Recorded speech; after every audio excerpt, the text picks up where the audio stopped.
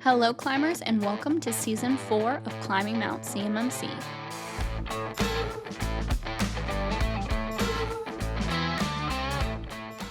Hello, climbers, and welcome back to another episode of Climbing Mount CMMC, the podcast. My name is Kaylee Floyd, and this is Bobby Guerra. We are normally on a split screen, but we are together today because we're recording this during Thanksgiving holiday season. There is nothing like cozying up together during the holidays and talking about CMMC. Great. It's great. Do it with your loved ones. Talk about it in Thanksgiving table, while you're just having stuffing and turkey and gravy and CMMC. Well, we are very excited today because we are joined by the wonderful Di Edington. Di, thank you so much for joining us. For those of you who are not aware, Di was actually on Cyb Her, which is one of our podcast episodes on this channel. And we had the wonderful privilege of running into her again at CS5. Thank you so much for taking the time again to talk with us. Thank you guys for inviting me back. Enjoy our visits and enjoy what you guys are doing. So it's always a treat to be able to contribute and hopefully encourage others. Awesome. I love it. For those of you guys who didn't listen to the last episode, after this, make sure to go check it out. But I do want to clarify that Di has gone through a CMMC Level 2 preparation and certification for her company. So if you guys aren't aware of that, she talks about her journey as well in the previous episode that we had. But we want to get into some specifics today, and Bobby's going to get into that in just a second. But before we do, I did just want to say, if you are somebody who is listening to this episode and is going through this, is in the process of trying to implement for your company CMMC Level 2 requirements, many of the times we talk about Level 2 on here because it is going to be the primary requirement for a lot of DoD contracts. And so if you are one of those people, we just want to say, we're here for you. We did it as well. We went through it. Are we huge, crazy companies that have done it? We're pretty small. Di is bigger than us, but still small compared to many of those large corporations out there. And I'm so excited for you guys to hear of her perspective and what it took for her. And we can share some of our perspective and just share, like, you're not alone. It's okay. It's going to be difficult in multiple different ways and facets, but you can do this and it is possible and it's worth it. And so let's get into talking about, Bobby, if you want to share what the topics are today that we're going to get into as well. Yeah, there's kind of like 8 areas that we find are super challenging, and they vary in difficulty based on a lot of factors, size and other things. I just kind of call them like the Magnificent 8 or whatever. You change it all the time. Yeah, Super 8, whatever. Malia, please go ahead and cut multiple things that he said of what he calls it. You can't prove that. Yeah. You will never find. Yeah. So, but it's really kind of split. The 8 things are sort of split into 2 groups of 4. You have the first 4 are more technical and the other 4 are more operational. All of them have a technical tinge to them. The first 4 would be like remote access. How are you going to remote access and support your company? Change management, version control of your documentation and the management and storage of those. And then ticketing, right? How are you going to do those? Those are kind of the operational kind of 4 that are very difficult to do for an organization that's doing CMMC. And then the more technical ones would be like AV, patch management, application allow listing. So, that can bury your company. And then vulnerability, right? Vulnerability and patching have to work together. Those are very difficult, and some might be easier when you're smaller, but they might become way more complicated when you get larger. So it's very interesting how they evolve and change in the scenarios you're running into. So Ty, what of those 8 would you feel that you're most passionate that you want to talk about today? It's hard to pick just one. It really is. I think that for so many of us, if we can get a grip on some of these before we grow to the point that they have spiraled wildly out of our control, we'll be in a better position later. And one of the key components of that is change management. It allows you to continue to keep your hands on the reins as your company grows. And it keeps things from spiraling, which future you will appreciate. So let's dive into that then. I think change management is a great one to talk about. It's a challenging no matter what size your organization is, especially dependent on where you're starting from as you do go to head down that path. So let's first kind of just maybe set the stage for your organization. Would you say that you had a lot of maturity in the change management process before you started your CMMC, or was there a lot of disparate kind of people doing their own thing? And then also, can you maybe sort of first tell people like how big you were so they can start to understand the challenges of how you faced that? Sure. Yeah, absolutely. So remember, it was a 2-year process for us from our gap assessment to our CMMC assessment. And at that gap assessment, it was very clear our change management was pretty ad hoc. This team may know how they make changes, but nobody else may be aware of what's happening in the environment. And so it was difficult to trace impact. It was difficult to get a good impact analysis out of changes that were being made. And we had a number of mergers and acquisitions over the years. So we had groups that were used to having 15 people in their company or 30. And we had grown to about 2,400 by the time we had our assessment. Wow, So pretty large. we took it very seriously to dive in and spend those 2 years figuring out where does change happen in our environment, who needs support, and how can we support that. One of the things that I think was incredibly beneficial for us was also taking an asset inventory of what do we already have in place that we could leverage? What are we already doing, however informally, that's allowing things to happen? And can we decide, okay, this is going to be what we use? Everybody already knows about it. They're already familiar with it. We can just restructure it, point it in the right direction, and then grow that way. And that worked out really well. It allowed us to get inter-team communication going. So networking and cyber ops, they started talking together. We got much better control over how things were implemented, how things were changed, how things were shut down, depending on what vulnerability management indicated. And it gave us this arena where we could talk about these changes. It also gave us an opportunity if we decided to implement a new process. Everybody who was in the configuration control board was tasked with flowing this down to your teams. So everybody started getting on that same page. But we also encouraged them to flow ideas up from their teams. And we got some amazing ideas from that. So for us, our nascent configuration control board that by and large wasn't very effective, it was just sort of vestigial, became the crux of our change management. And it became the watering hole, so to speak, where the people who handle our technical controls, who deal with our operational aspects. But what it did was give us a common arena to start having the conversations and documenting things. When you looked at it, I mean, a lot of people, it's almost kind of like this massive, like 40-ounce steak, and you're like, which part do I start to eat first? I mean, this is a massive undertaking. I assume that you were empowered by leadership, right, to start that journey, which is probably a pretty critical component of it. Did you start to, I guess, analyze the organization to see what was there first and then start bonding together? Or did you feel like you already had a good understanding of what you had and it was more about making it more functional? Does that? Yeah, no, and the leadership is exactly what I was going to bring up. Without legitimate, real upper leadership buy-in, you're not going to have an easy road of it. You just aren't. You have to have that leadership buy-in, that leadership support. For us, what we did was we took our gaps from our gap assessment and started funneling them through the configuration control board. And one of the key components was we had a gentleman, his name's James Gibson. He is tremendous. He actually manages now all of our configuration management.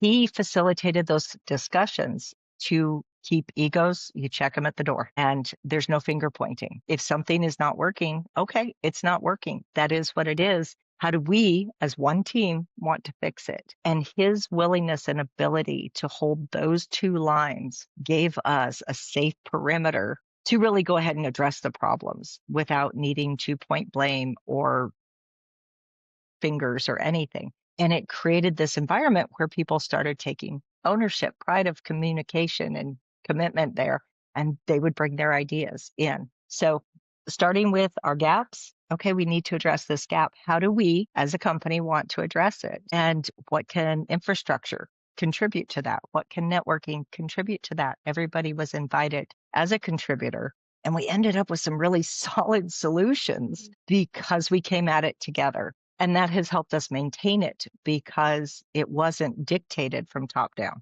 It was supported from the top down, but it was built from the ground up. And the people who are responsible had a say in how things were designed, which made it sustainable.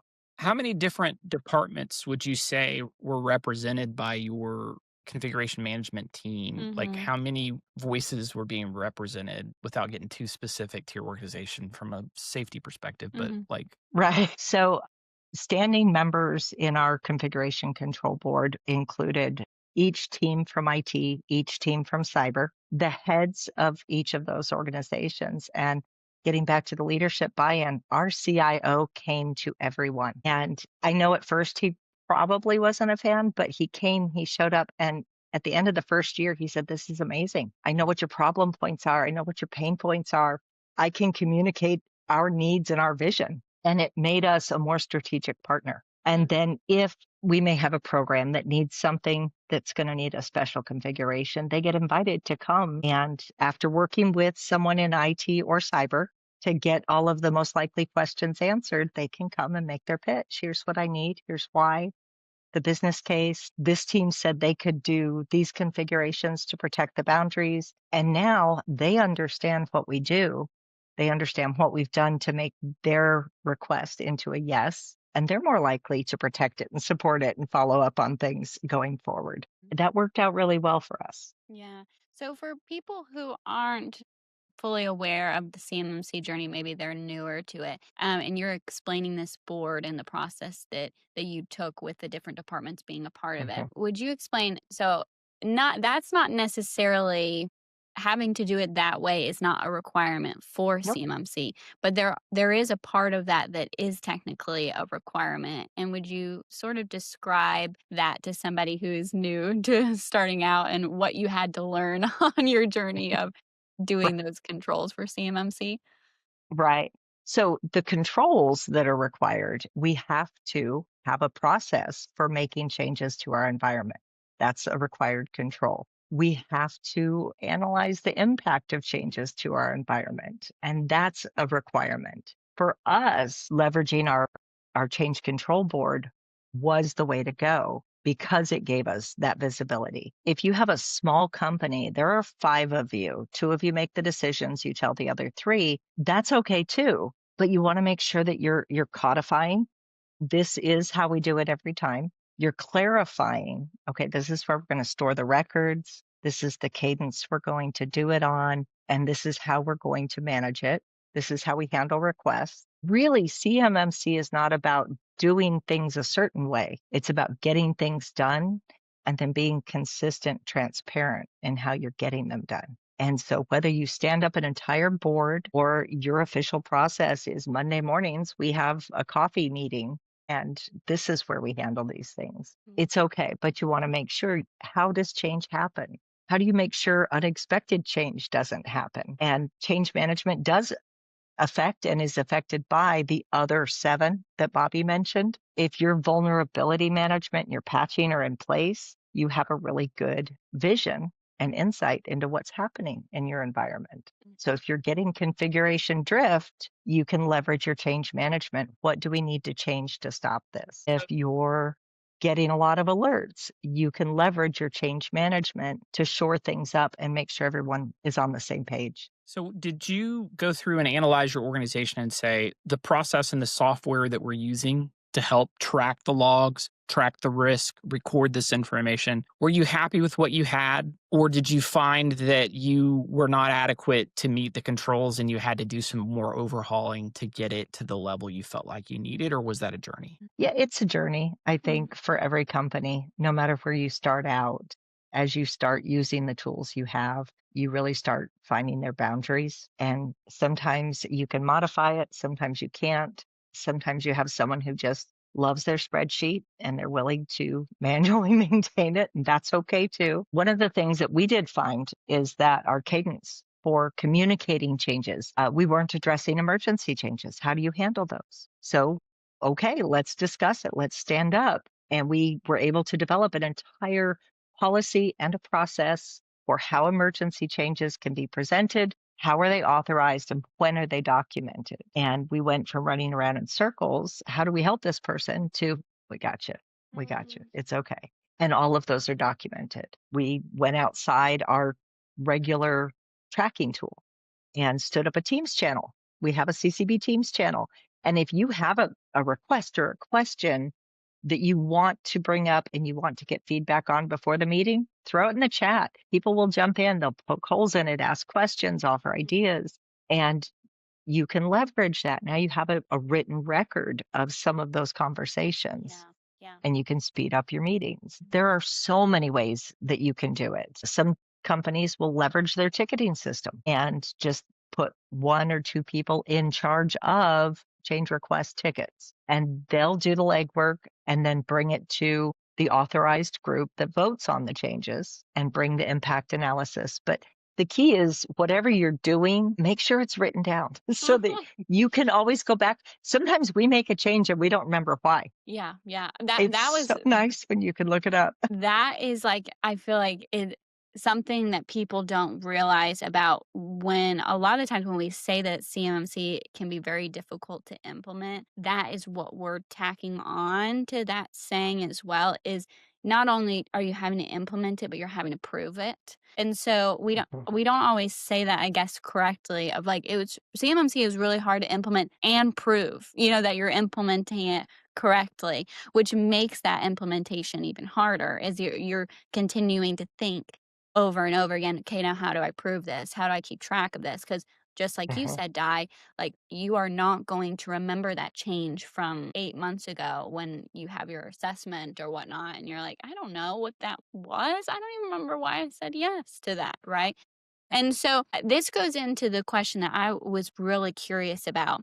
It kind of is a two-parter of the hardest parts about implementing change control. What was the hardest part implementing it, like, into your environment? But then what's the hardest part about proving it on the back end, and what was the difficulty there as well for you? Absolutely. I think the hardest part in implementing it was getting people used to coming to the watering hole Mhm. to get these changes Yeah. approved and reviewed and configured. Once we got used to it, once we had some successes that we could socialize and say, here's how we helped this team. And people said, oh, I need help. I can come to the change control board. I can get my changes implemented here.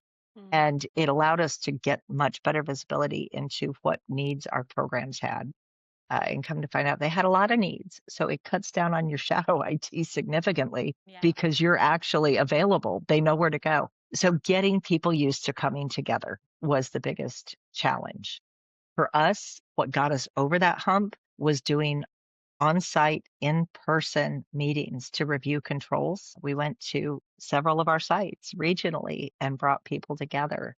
And now it's not a voice behind an icon in a Teams call. It's somebody you've sat across the table from and really hammered out your discussions. These are people. They're my people. It's your team, right? And that was another thing James Gibson spearheaded, and it made such a difference. Then for proving it, what I always tell people, if I gave you a new hire tomorrow and you only had the morning to get them spooled up before you went on PTO, how would they know what to do in your environment? If you have documentation they could rifle through and see, this is how we make these decisions. Here are some decisions that have been made recently. If you can drop a new hire into your documentation and they can find their way around, then you've done a good job, because they're going to answer those questions. How do we make changes? How do I get an emergency change done? Why are we using this? Even if nobody else knows, can you go find the answer? And does it explain it well? So it really comes down to documentation. And I know a lot of people hate that, Why but do you it is keep so talking Yeah. about powerful. that? It can't be something other than Stop. documentation. Yeah. Right. But no, the answer is always documentation. Yeah. Yeah. Just, When yeah. you you know, when you're trying to implement a change management system, it's a lot easier to control the things that are going to require a technical change, right? So you can put a clamp on the network config changes and the other technical changes, but those aren't necessarily everything. There are situations where you find out that someone went ahead and added a new system that you were unaware of, perhaps, and they just spearheaded it on their own and got a new cloud solution, and you're like, wait a minute, what have you been putting there, and who authorized this? Like, how did you guys handle the shadow IT that isn't really purely technical, that is within their realm of capability of doing, especially if so many things are cloud? How did you guys address that? I think that that's a never-ending negotiation. Realistically, I would love to say we put out an email and we told everyone to come through cyber, And it was and resolved. we did. Right. Yeah, we have sent emails, but realistically, that takes time. It takes building trust. It takes doing what you've told the programs that you would like to do for them. It takes being willing to explain why, if the answer's no, and what our alternatives are. And then once you've got that trust, the shadow IT starts to dissolve. You start to get people reaching out proactively and saying, hey, we'd like to do a thing. Can we? And there are days where you're like, oh, another email. But then you stop and you go, you know what? Man, they thought of us. This is great. And I know that there are hundreds of different ways. And you have to do both. You have to have the relationships and the technical implementations, because the technical implementations will also help catch the things that weren't necessarily intentional. Sometimes people they need to get something done. Yeah. And if they bump into a wall, then you'll get the call. Hey, I need to do a thing and I can't. I'm so glad you called, right? That needs to be your first response always. I'm so glad you let me know. Let's see what we can do. And that just takes time. Yeah, and what you're saying there, I really do hope that people are understanding the piece of the trust that you're discussing. It has to do with the reason that NIST 800-171 controls had this element in there and had this as a requirement is not just, which we talked about this before we even started recording, it's not a checkbox type of thing. It is something that is fully implemented into your environment and it's purposeful. And you are explaining that you didn't just make a meeting that happened once a month or once a week or once a quarter, whatever you put it as, and you didn't just show up there willy-nilly and check the box. It's a purposeful meeting and a purposeful board that gets things done. And when you do it in that way and things get done, people want to use it and people want to come to you. But if you make it a checkbox type of thing, right? If the company is like, oh, we have to have a board that does this thing, right? And they check this. Okay, well, nobody's going to use it if you never really pay attention to it or actually implement the board properly. So I just wanted to note that, because what you're saying there is so huge that it cannot be a checkbox or nobody's going to purposefully use it. Do you know what I'm Right. saying? People won't even show up to the meeting if they sense that we're just box checking. They're like, you can check it yourself. Yeah. They're not going to come. It has to have value, and it has to be something that allows your teams to work together. But like I said, for us, we started with our gaps. This was where we close our gaps. Yeah. And by the time we had all of our gaps closed, people were just used to coming to discuss changes, and it was great. But there are 1,001 ways that you can do it. I would recommend any company to just take a step back and say, how do we make changes now? What does it look like? Does it always look like that? Okay, maybe that's enough of a seed for you to document. And then, okay, do we have examples where we've done that before? Oh, excellent. Okay, so we can replicate this. And next thing you know, you've made an actual structure that you can continue to mature as your company grows. And as you bring on that new hire, you can, here's our knowledge base. It's current, it's accurate, and you reduce the risk of tacit knowledge walking out the door. You reduce the difficulty of having to rethink, reimagine, re-engineer every implementation. Nope, we have a process, and it makes a difference. So, Yeah. so Di, like, kind of along the lines of what Kaylee said with leadership, a lot of times we've seen when we're working with companies, their first inclination, and I'll be the first to say I was this way too, was let's just do what we need to do so we can get this certification over the hump. And then what I started to realize is my heart changed about the importance of change management and how it could be very instrumental in helping reduce risk for the organization and help. And so instead of it just being a thing you had to do for CMMC, it started to become a more integral part of the organization and made us better, made us a lot better as a company. And I see that happen more often than not in organizations. How did that impact your leadership team and your organization and how you guys were handling that? Because I know you said your CIO was attending, but how did that impact your company? There were a lot of little ways that it made a big impact. Getting a grip on your configuration baselines, right? Reduces the effort for your tier one help desk teams because they know this is the baseline. This is the one I use. And if I need to use a different one, they will update this place right here. Streamlined their efforts. They knew where to go to get current authorized, approved versions of things. It allowed us to streamline so many of our workflows because questions come up. How do I do this thing? It's in this administrative processes document, your part, and then HR's part, or whichever department had to do something with it. It allowed people to understand how we're all connected and how we rely on each other. And it let them start working together directly, which reduced that lag time of having to go up and over and back down a chain of command.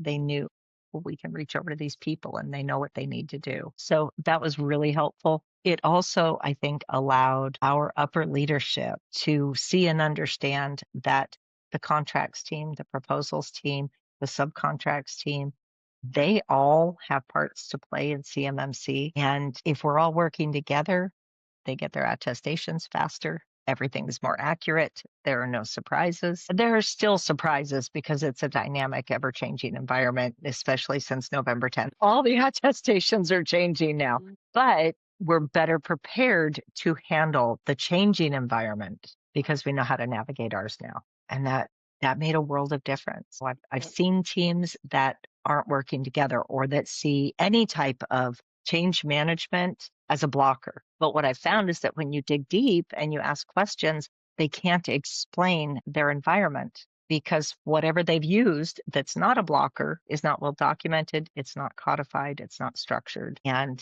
they end up doing a lot more extra work having to reinvent the wheel every time. Whereas we don't. Our wheels, we have a warehouse of wheels now.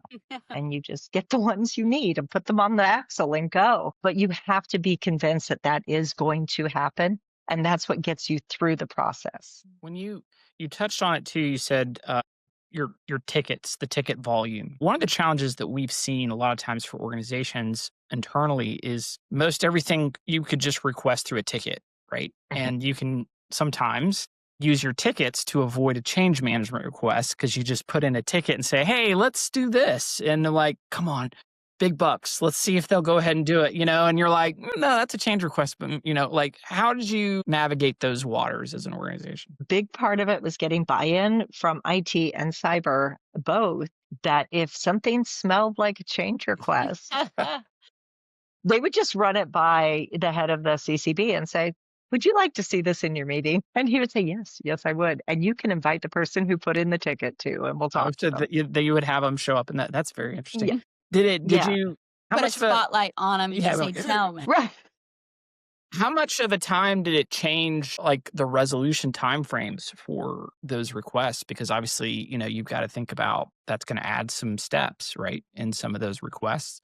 Were you getting any pushback from those types of situations? Well, absolutely. Even if it's not going to extend the timeline, adding another step, like nobody says, oh, yay, more to do. But for a while, we met weekly as we noticed that the work was really starting to ramp up. We met weekly and that helped. And for a while, they were 2 hours long. Now, we didn't make somebody stay for the whole 2 hours if they just had their one request. We would invite them in, hear them out, address their request, and then cut them free. But then we noticed that we were needing less and less time, and we got it down to an hour, and then we moved it to every 2 weeks, and that was great. Now we're in a situation where there's a lot of change again, and so we're back to weekly. But nobody really minds because they know it's going to make a difference in the long run. I think for those who were used to just doing what they do and standing up what they stand up and getting things done, I think that was hard for them. And we tried to remember that they're not trying to actively circumvent security. They're trying to get things done in a timely manner. It's very difficult a lot of times when it's like maybe it's someone who's several levels removed from the request. They're like, I just need to be able to move this printer over to here. And you're like, well, that's a critical asset. And we're going to be moving this to another port. Mhm. And instead of just putting it as a general ticket, you really need to kick that up to your report to then have a real discussion around change to Mhm. determine if this is really something that you feasibly want to do, especially if it's, something that might be a CUI asset or something, because then you got to really be careful about the types of Right. changes that might impact that, which Mhm. may seem very benign, but could be Mhm. potentially significant. Yeah, yeah. And remembering that we're all on the same team. It's not an us versus them. It should never be us versus them. Unless we're talking about us and the DIB versus adversaries of the US. Okay, that's a good us versus Mhm. them. But within the DIB and within your company, we're all on the same team. These are your engineers. These are your program managers. These are your software devs. And taking in their needs and treating them like that helps, again, prevent that box checking mindset.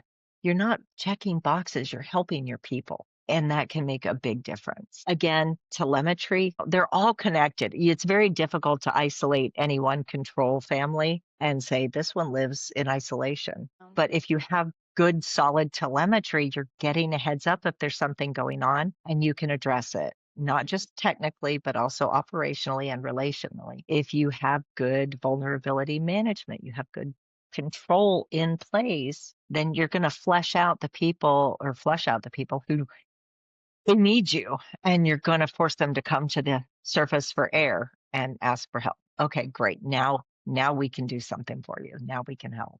But it's an ongoing thing. And every time your company changes, you may have to revisit. Right.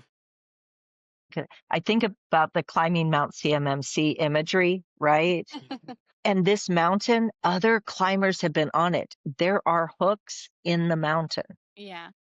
Sometimes we have to step back and just look and see if there is a path that works for us. Mhm. And then you can clip on to the hooks that have been laid by others. We don't have to start from scratch every time. And I'm so thankful for that.